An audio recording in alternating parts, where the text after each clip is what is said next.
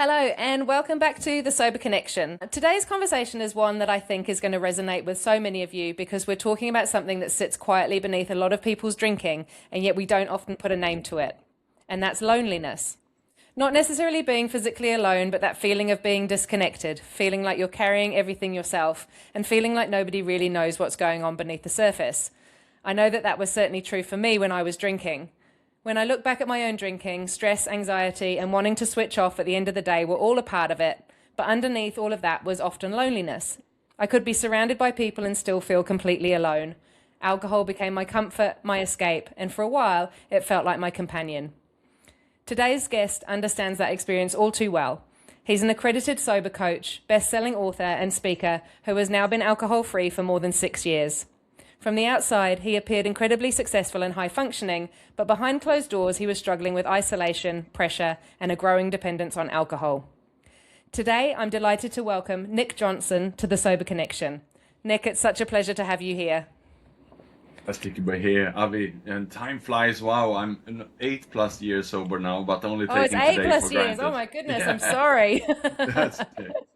That's even Uh, better. yeah, it's still going.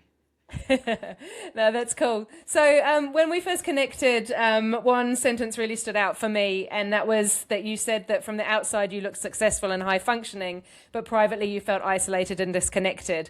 I think that really resonated because loneliness was one of the biggest drivers of my own drinking as well. So, I just thought we would start there. So, can you just tell me a little bit about your life before sobriety? Yeah, absolutely. And I think, that kind of loneliness was sort of fueled as I studied at university, and it was in Australia, where you have the pressures of not only passing subjects, but I wanted to earn a scholarship, and I drove, I studied hard, and I remember sitting working on these assignments late at night, being really worried, anxious, and once I got the scholarship, I was so terrified that maybe I will lose it and so on. And that's when I became anxious, and then I realized, well, I can have a few drinks on this, and it started to work. So that's where the drinks already start to creep in, and it was sunny and hot in Australia. I'm coming from cold and dark Sweden, so I didn't think much about it. It's only looking back at it when I realized that those where the loneliness started, and I felt a bit like that also in the workplace, working up the elbowing my way up the corporate ladder. Many times I could feel lonely and isolated at work, and I didn't think much about it. I was hitting the targets and everything looked good, but I can remember also that I really enjoyed going as quickly as I could after work to the bar to have a few beers to relax. So I should maybe have understood there was some warning signs already then. Yeah, right. When did you think at what point it started feeling, sort of stopped feeling enjoyable and started feeling like it was a necessary part of your life? Um, Once I was at the peak of my corporate career, I achieved everything I wanted, and I sort of became delusional. I thought I could get any job and so on. And I then basically resigned from a really well paid expat job and jumped to startups, starting to fail at everything I did, burning through my cash very quickly. Then at that time, my ex-wife was asking me, rightly so, I should say, what I was doing, and I couldn't handle being challenged. So then I filed for a divorce as well. So here I am suddenly without the job, without my career, without the wife, separated from my son as well, and without my financials, failing at everything. And only thing that was left was a bar stool and alcohol, and I dug myself much deeper in that. I started to overeat as well, fast food and pizza. Gone was my healthy diet, and with that, actually, my exercise. I was quite fit and healthy until then, but I suddenly went through a patch of 2 years plus with no exercise, and that put me in a big dark hole. Yeah, right, right. So it all just kind of like everything just kind of snowballed. But then and then alcohol being like the only thing that is kind of keeping you company. I sort of relate to that very much. So yeah, it's a bit tough, right? It's yeah, I've talked to a little bit on here before about I had a guest on here a while ago and she was saying that, alcohol actually was her only friend through some parts of her life. Everything else was turned into shit, and but alcohol was that constant companion. Is that kind of how you relate to it too? Yeah, I could relate to that. the highlight of the day. So even if I would work 8, 10 hours when I was in the workplace, I remember looking forward to going to the bar afterwards. Yes, there was some friends there, but I wonder if it was real friends or if it was that release from the alcohol. And the interesting thing is that when I met my friends at the bar, I didn't share with them about the challenges of my life, my personal life. I didn't share with them about the work problems. I was there to have a good time. I didn't want to bombard them with my trouble. And I also didn't talk about my trouble somewhere else. I didn't have coaches. I didn't have mentors. I didn't have people I was open and vulnerable with. And I can say, yes, my workplace gave me mentors, but those were more seniors in the organization. And I tried, of course, not to be vulnerable with them because then maybe I won't get the next promotion. So instead I tried to impress them. So therefore I wasn't open and vulnerable with anybody. And I think that's the issue why I then needed to drink on those emotions, because I didn't work on myself. Yeah, right. Yeah, that makes sense. Yeah. Did you convince yourself that because you were still functioning professionally that things weren't really that bad? Yeah, I was definitely functioning professionally, really, if anything, overperforming almost. And at the same time, I was an athlete. I was running marathon. I was also doing Ironman triathlons back then. So everything looked great on the outside, and I was controlling my alcohol. I would be the one many times to drink the least at the company party, so leave the earliest and so on. And I was definitely controlling it. But it was a tough control. I was disciplining myself, stopping after 3 beers at the bar and so on. And I remember feeling quite irritable about it. But once all of that structure was gone, when I was outside of work without the wife, and that's when the wheels were off, and there was no barriers. And it only took 2 years sort of, of not exercising, eating poorly, not caring about my health, and drinking more, and then I really, really destroyed myself. And I almost call it like a slow suicide, because I mean it was only heading one way. Mm. Yeah, definitely. At what point did you decide something needs to change? Well, I remember 2018 on my birthday, May 1, I just had enough. It was just the body was breaking down. It was burning. I had such heartburn. I was coughing, and sometimes when I tried to exercise, I lost my voice instead. I got vocal cord infection, and I started to split blood. So I mean, I was so sick, and I was terrified of going to the doctors and so on. But then on my birthday that day, I had met someone who was my partner at the time, and I said to her, I will stop drinking today. And I remember trying. I remember I tried my best, and the intention was there. I only lasted until lunchtime, and I was just so sick that I asked her to go out and please get me some alcohol. She came back with 6 beers, and I drank them to stabilize myself. And then I discussed to her, and I said to her how sick I was. She had not seen that part of me yet, because when I had met her, we'd been out and I've been drinking a bit, so I was stable. And I just asked her for help, and I said, I said I want to sober up, but I don't know how. And she decided to support me. We went then to a hospital and shared a plan and so on, and started to get some help. And they eventually then inpatient me for a day, got some injections, medications, and so on, and got what I needed to go through the first 24 hours to sober up. And that was on May 5, 2018. And since that moment, I haven't had a drink. First, initially, it was due to the fear, and just terrified to be back in that stage. But it was a good starting point to be that scared of it. But it doesn't last forever, that fear.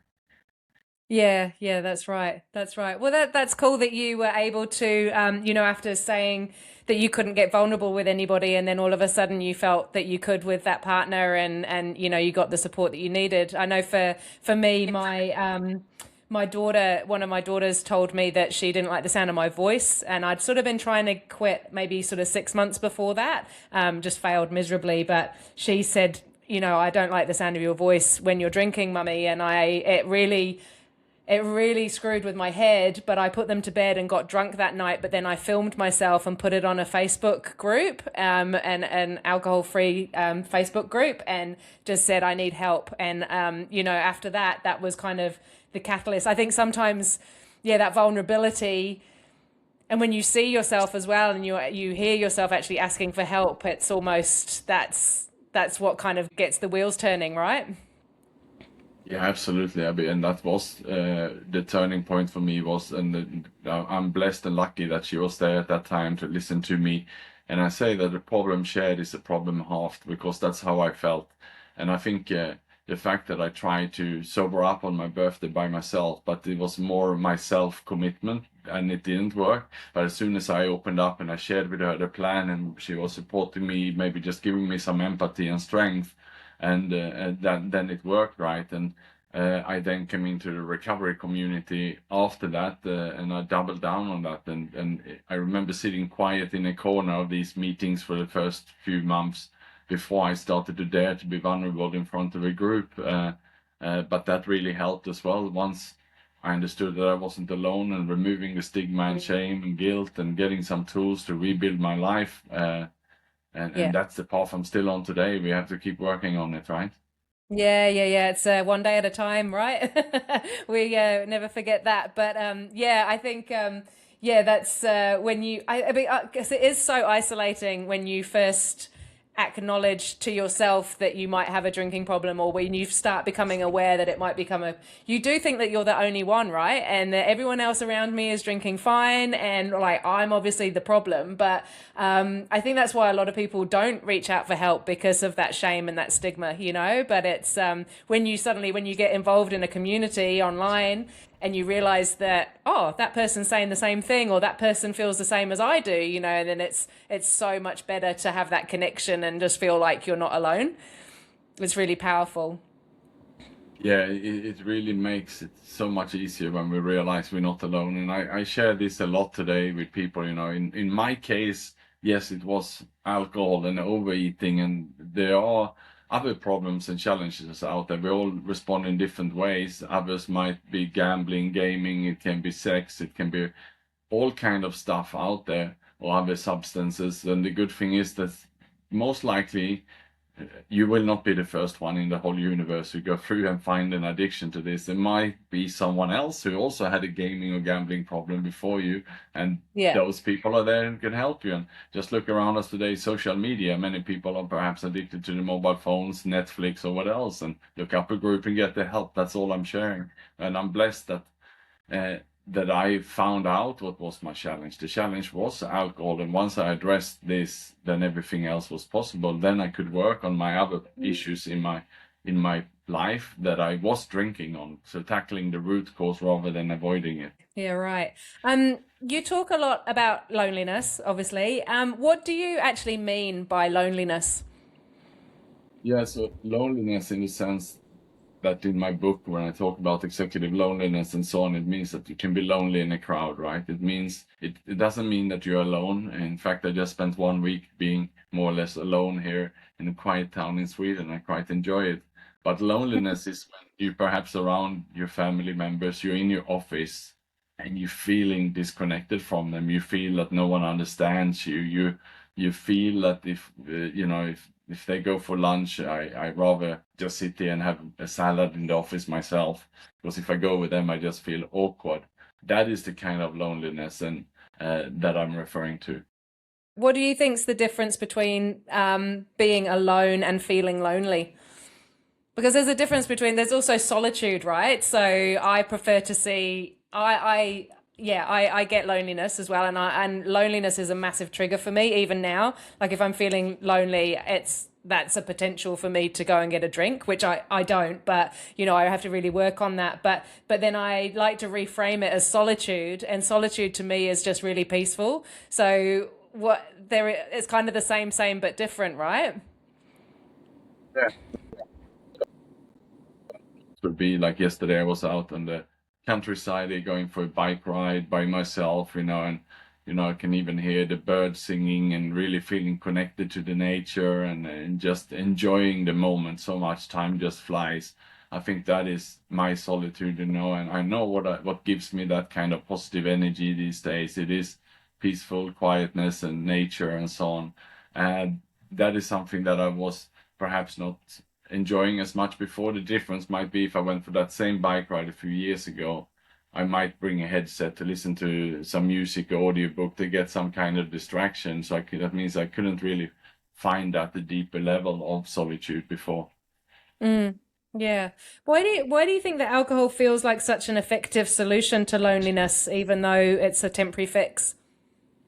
Yeah, somehow it alters our mood, right? It is a depressant, but it's also numbing our feelings and so on, and slowing down our thinking and responses and numbing our emotions and feelings. So it works for a little while, and then we just keep looking and having more of it, and that's when it stopped working. And but then I think by the time it's not working, we are out of control anyway, and the addiction had kicked in, and then we just caught in that spiral, unfortunately. Mm. Yeah, yeah, yeah. Do you think loneliness causes drinking or drinking creates loneliness? I Or think is it it can more be of a both. vicious cycle, like a kind of Yeah, I think I was gonna which say, comes first, the chicken or the egg? yeah, I think either can come first. I definitely didn't start as a 14-year-old to drink on loneliness. It was more to be cool and part of a gang. It was more in the bucket of, shoplifting or testing the first cigarette because the other teenagers or the other friends did, and it was the cool thing to do. That's where it Mm, started. I definitely didn't drink on any lonely feelings per se.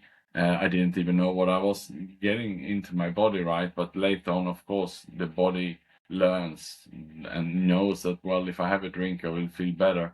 That's at least what it was telling me. It was telling me these lies, but because after that first initial relax, then it's going to come back at us. yeah, yeah, right. I hear from like a lot of people that I work with, they sort of say that they don't even know who to talk to about this feeling of isolation. Why do you think shame keeps people so isolated? Because it does, like when you actually sometimes alcohol actually takes you away from, you might think, like I used to think that I was a social butterfly and I loved going to parties and stuff like that. But then I also started, by the end, I was actually drinking by myself a lot. So there's like a different, still loneliness, but sort of slightly different. So I was drinking alone and isolating myself. Do you sort of see that happening quite a lot too? Yeah, so when I wrote my book Executive Loneliness 2019 to 21. So I started writing it before the pandemic. I did some surveys and so on. I found out that about 30% of the senior executives in Singapore were suffering from loneliness. And then I asked them, so, okay, so if you suffer from loneliness, is that something that you talk to someone? 84% said no. And when you ask them why, then well, it is due to stigma and shame and so on. So people are not comfortable to talk about their feelings of loneliness. And then I asked also, would you then seek professional help for it? Then 75% also would say that they wouldn't seek help. And that's aligned with the global numbers, like the Mental Health Foundation UK also said those numbers. So that means that people actually, or about one in three would have feelings of loneliness, not speaking to anyone about it, not seeking help for it. So that means that they're just sitting with it by themselves. That is the issue. So what do you do with those feelings then? If you're not working on them, well, we turn to something. In my case, it was alcohol, and many others turn to alcohol, but others will turn to other things. And that's the challenge. So if it goes untreated, it's what I found out. We then pick up more, and before we know it, that bad habit perhaps turns into an addiction. So we gotta talk about it to address it. Yeah, yeah, yeah, yeah. I think as well, like with becoming isolated the more you drink. I think I've talked to a few clients lately, and they go to parties, weekends. They go out for dinners with their friends and stuff. So they have a great social life, but they will only have one or two drinks. They're quite controlled in that they have one or two drinks around their friends, and then they go home and they have a bottle of wine. And so their friends just see them having a couple of glasses and say, "Oh no, you're fine," but they're actually going home to hide how much they're actually drinking. Do you see that with the people that you work with as well? Yeah, there Again, I can be a guess that lot of. goes around to the sort of the shame of having, having to drink more than you want people to know you're drinking. Yeah, absolutely. I definitely saw that in myself and others. I would always drink before a networking event or company, I would definitely try to go somewhere first to have a few drinks before, because I think for most of us, it's not comfortable to walk in a room full of strangers, a networking evening, an event, and so on. And I think most people would be a little bit anxious in the beginning. Just look at children. Even if you go with your child to the playground, first they will maybe stand quiet at the back and looking at the situation for a few seconds at least, feeling a bit shy. But once they're in there, after about 10 seconds, they're busy playing with other children. And I think for adults, it's the same. We have that sort of instinct stopping and freezing when we see a lot of strangers. And most of us will feel a bit awkward with that. But as long as we just go in there, we also, as adults, typically feel okay as soon as the conversations are started. And it was that barrier that I would drink on to make that, because that was uncomfortable, that first step. So now I just learned and have some tips and tricks how to go into these conversations. Maybe become prepared with 2-3 questions that you can ask or something like that, and being more at ease and having done the work on yourself. So it's more comfortable. But I still, also a bit like you shared, Abby, that you were the social butterfly before. I was a bit the same, but I realized that it was in combination with me drinking alcohol, even on adrenaline from maybe a hangover, or waiting for to drink, or being drunk when I did it.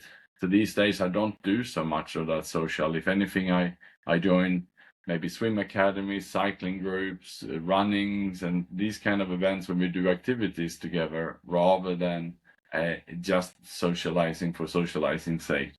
Yeah, where the end goal is to just have a drink. Yeah. Yeah. Yeah. Yeah, no, exactly, exactly. Do you think that success can actually make it easier to hide a drinking problem?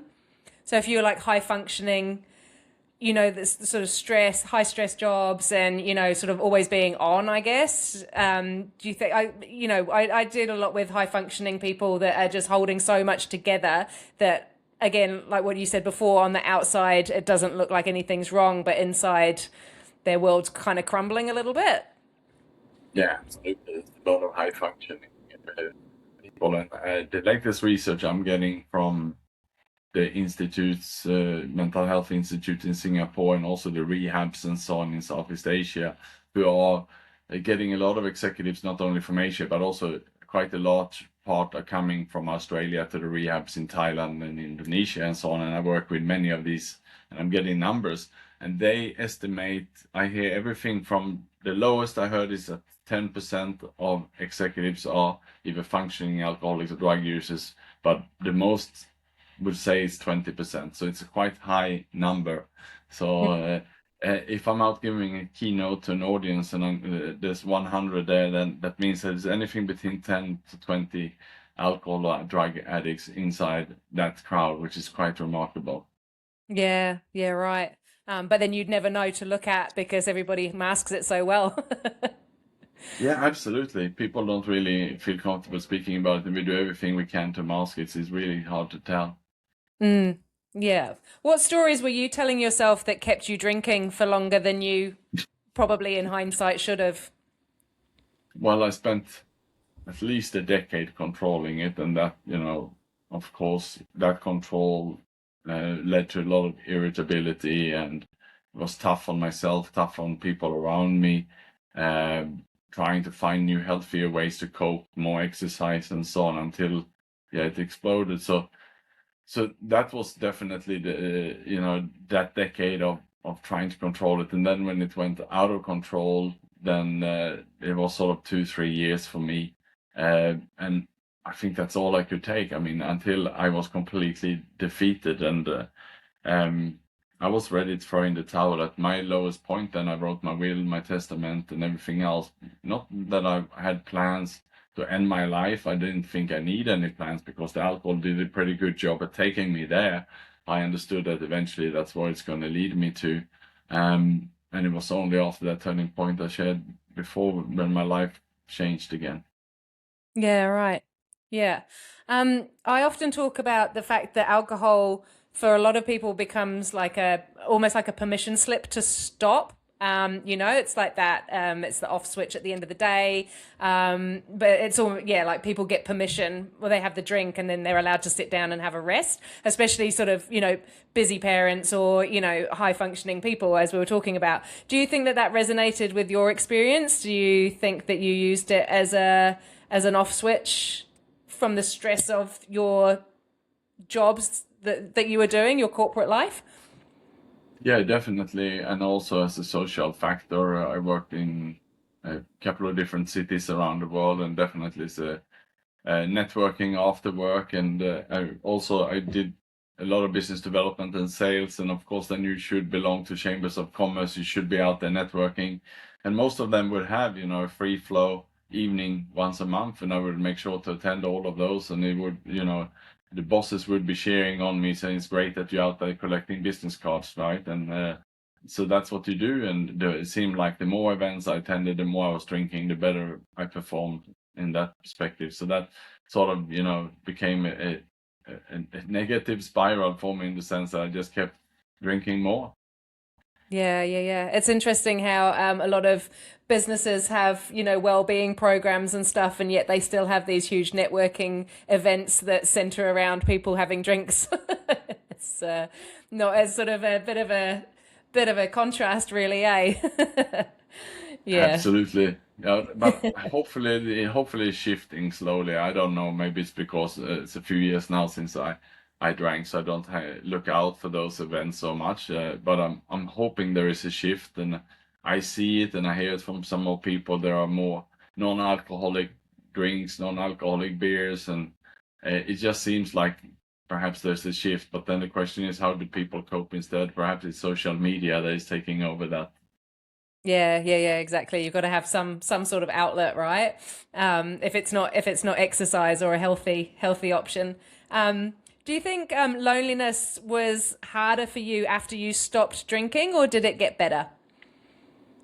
Oh, it definitely got better when I stopped drinking, because I started to be vulnerable and working on myself instead of running away from it, right? So I faced all my feelings head on, including loneliness then. So, and finding a tribe then, in that case, the tribe of, in World of Recovery and so on, really helped me. And I doubled down on different tribes after that, including, as I mentioned, cycling clubs, running clubs, swim academies, and so on. So the hobbies I have, I would double down on those clubs and associations, and connecting with like-minded people, and that, so loneliness is no longer an issue for me. Yeah, that's cool. Well, they say that the opposite of addiction is connection, right? And I totally believe that. When I first tried to quit, I was with my ex-husband and I was living in rural New Zealand, and I was pretty much the only person in town that didn't drink, or was trying not to drink. And so it was really, really isolating for me. And then I got involved in the online sober community, and that was just that's when it stuck for me, I think, was just actually having support. I didn't have real life support, so I had to sort of rely on that virtual reality, well, not virtual reality, but social media support. And I've still got people that I talk to now, even 4+ years down the track, that we helped each other get through those early days, and it's so special. It's really important. Yeah, that's fantastic. Yeah, we definitely need some people who are like-minded to talk to, and online is as good as anything if we cannot get it. And I would say the only place that perhaps loneliness would kick in now, and it doesn't happen more than once a year or something, I find myself in that situation. It almost happened last Saturday. I think I was going to have a coffee with someone. We're going to meet on, I think it was, and it was the same day Australia played one of the football World Cup matches, and this is an Aussie. And I realized when I looked at the time, the place where we were going to meet, and I realized that's going to be 500 Aussies drinking, cheering on the team. Nothing wrong with that, but I don't think that's going to be a place where I would, as a quiet Saturday afternoon for me, I think I would feel quite lonely and isolated in that space. So I withdraw myself. I sent a polite message, let's catch up another time, because I just knew that it's not going to be comfortable to be in a place where everyone is drinking. Yeah. And you have to protect it, right? You have to protect your own peace and your own, what you've created. You can't, if something doesn't feel right, then it's probably best just to not go. Absolutely. Sometimes we have to be a bit selfish, right? We don't want to go Yeah. into a minefield. Yeah, yeah, no, definitely. How did you learn to genuinely connect with people instead of just being around them? Yeah, again, I think, just finding out what you love, looking at yourself, your purpose, and mapping that out. I've done it strategically, and that's what I do in my work now with coaching and so on, looking at people and asking them, as a child, what hobbies did you enjoy? And as a teenager, what were the sports you did? And then perhaps you stopped because maybe some other priorities kicked in. I encourage myself and others also to then explore them again, doubling down on them. And then, so if you played badminton until you were a teenager and then stopped, and maybe for 20, 30 years you haven't played, well, maybe be a bit curious and pick it up again, so that we're putting in things that we love to do in our life. And naturally, in most of these activities, you don't do them by yourself. Like badminton, you probably play with someone. Well, there might be a club or an association. You might have some other people who play. Then play with them. So that's what I done. And that's how I fill up my calendar with meaningful human connections. And I've done a pretty good job also to reconnect with all the people, the good friends I had from my high school and so on. And even if that's just seeing each other for lunch or coffee once a year, I'm quite intentional of making sure that those appointments are in the calendar. Yeah, right. Yeah, yeah, yeah. Do you think your definition of connection has changed? Yeah, I think connection was more commercial before. I tried to connect for business development, sales, and so on. These days, it's more for self-care. Just like physical health is important, mental health is important, so is social health. So I see it as a necessity to connect. Being a social, distant, introverted Swede, I know that I also need human connection, so I have to be quite intentional about it. Yeah, yeah, I kind of feel the same. I am not the social butterfly that I thought I was back when I was drinking. Turns out that I like my own space and don't really like going out that much. But I work a lot from home, and my business coaching is online, and so I spend a lot of time by myself. So I have to make sure that I go to a group fitness gym so that I can actually have my social interaction there. And it's usually sometimes an hour a day is more than enough. Like I'm good that and the supermarket, and I'm happy to go home and sit, sit by myself again. But yeah, it's definitely important to yeah, it's just different kind of connection these days, right? Absolutely, and it's interesting you mentioned the supermarket, and we get some also social help for those little connections. If it's going down to local coffee shop and saying hello to a few people, it adds up. Also, get some positive energy. It's just not completely isolating ourselves. It's not going to be good for anybody. Yeah, yeah, yeah, yeah, exactly. One thing that resonated with me was the role that loneliness played in your drinking, because it was the same for me with my own story. So it was like one of the biggest drivers. Like I could be surrounded by people, and I was in a family with young kids and very busy all the time, but I just felt so lonely a lot of the time, and I think that was a reason why I drank a lot. I don't think that we talk about loneliness enough in recovery. Why do you think that is? Yeah, I think people are so focused in the alcohol recovery world on the alcohol per se that we sort of maybe don't go to the bits and pieces that are there. And maybe when the materials that most of us work with when it comes to alcohol recovery is 100 years old, maybe loneliness wasn't so understood at the time. So I think it's important to drive these conversations and explore it, just like you are doing today, Abby, and what the purpose was of my book as well. Really to look into it, because indeed, as my research found, 1/3 of adults in the workplace are finding themselves lonely. And if that's not dealt with, if we don't work with that, eventually people will pick up other ways to deal with that. And most often, as humans, if we don't speak about it, we don't address it, it's going to be unhealthy coping mechanisms. And yes, some will fall into the alcohol bucket, others will fall into the other areas that we discussed. Yeah, yeah, yeah, right. What are some small ways that people can begin building genuine connection? You sort of mentioned, joining groups that didn't center around alcohol and having a drink at the end of them. But what are some other ways that people can build genuine connection with others? Yeah, so first I think important for everyone just to look at themselves also. Have they cleaned up themselves enough? Have they cleaned up their side of the street? Do they feel that they can trust themselves? Are they in a good space? I would start there, making sure that they done the inner work and that perhaps they want to do one-on-one with a coach or therapist or something like that. And then after they done that, get ready for groups. So I do a lot of one-on-one coaching with people, and before they are vulnerable and sharing their challenges and so on with the group, maybe they should also share one-on-one to build up some trust. And once they've done that work, they are, better off being introduced to a group. But otherwise, when it comes to socializing and so on, yeah, double down on groups to fill up the space perhaps that we spent time drinking. If we spend 2 hours of the work every day going to the bar, that's 2 hours we can find some, a gym or a Hydrox or some sport that we can dig into and find some meaningful connections. Yeah, right. Yeah, yeah. For someone who's questioning their drinking but terrified to ask for help, what do you think the first step should be? Yeah, I think most would be terrified. I was terrified for a long time, and I tried to do it on my own, but it didn't work. So, yeah, find someone you feel safe with and someone you can trust. This is someone who would, who would not judge you if you share.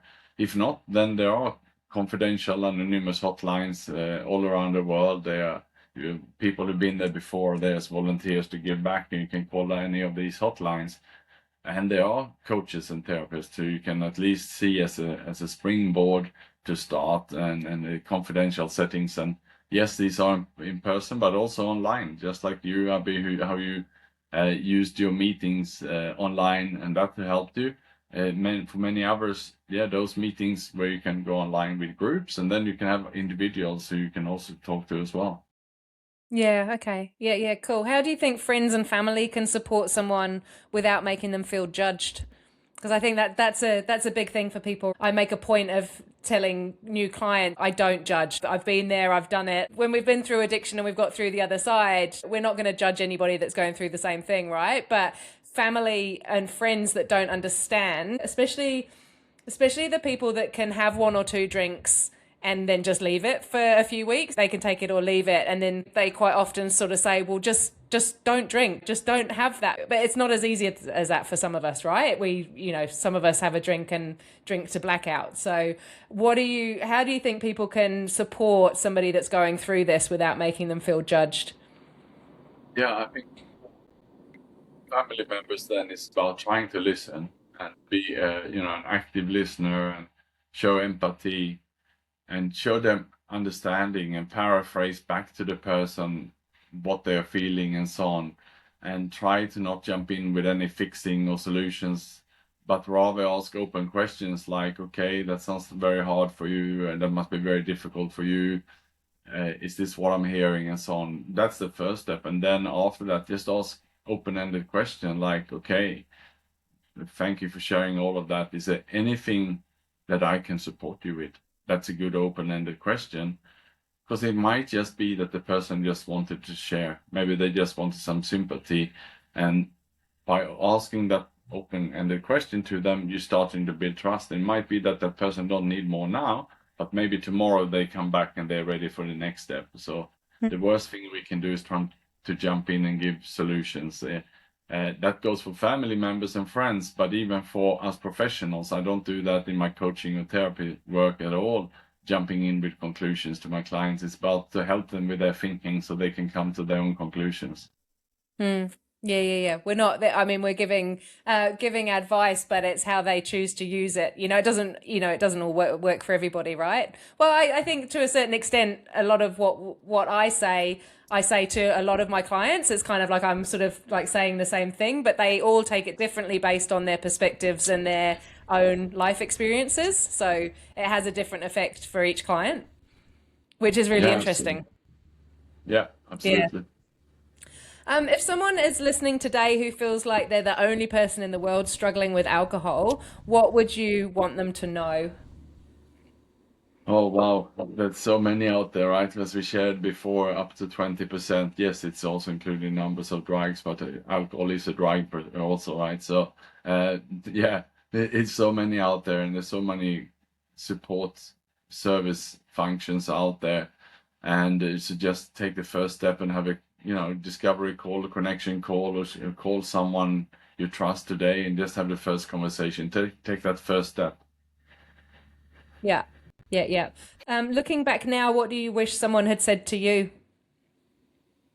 Was terrified of getting that support, terrified of getting sober, and I was terrified of will I be able to have some fun in sobriety and all of those things. And I would say, it's the best thing I ever done in my life, the greatest turnaround I ever done in my life, the biggest improvement on my life. I really have a life which I say today is limitless. It's not what I had before. It's a life that is without all that fear and so on and that I had in my life. So yeah, take that step and get ready for transformation. I mean, we're not getting younger, right? And for every day, it just gets harder and harder to wake up with a hangover. So yeah, I would encourage everyone to go down the path of exploring sobriety.